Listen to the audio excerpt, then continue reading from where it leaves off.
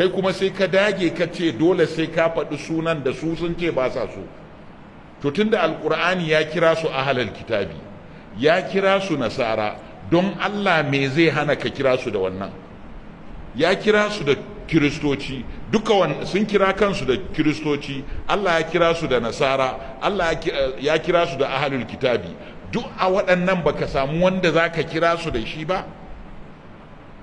Sai ka faɗi wanda suka ce ba sa so, bayinka ne ko tsoronka suke ji, ko kai ka halicce su?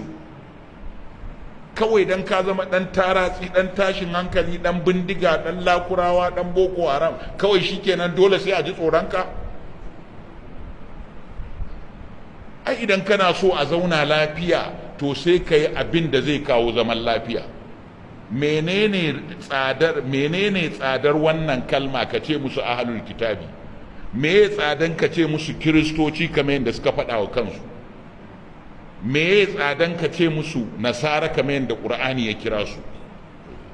Me yasa dole sai ka faɗa abin da ba sa so? Me yasa? Saboda kana ganin cewa kai tun da ka a fahimtarka ka shirya ka zama makusancin Allah, to kowa ya zama bawanka sai ka ci mutuncinsa ka ɓata masa rai sannan za a zauna lafiya. Kaga baka nemi zaman lafiya ba, akramakallahu. Mutum dan dariƙa da dan izala da dan tatsini da dan takace da dan wuki-wuki da dan kalakato da dan darna da dan tsaf-tsaf da dan duk kowane addini kake rike, duk abin da kaga yayi ma daidai rike shi, kada ka zagi na wani shi ma kai yayi. Ku daga murya ku mu yi fama wanda bai shigo cikin mu ba yayi. Ku daga murya ku wanda bai shigo ba ya shigo. Amma addini kowa ya je nasa. Abinda ka gane je kai kawai shikenan illa iyaka.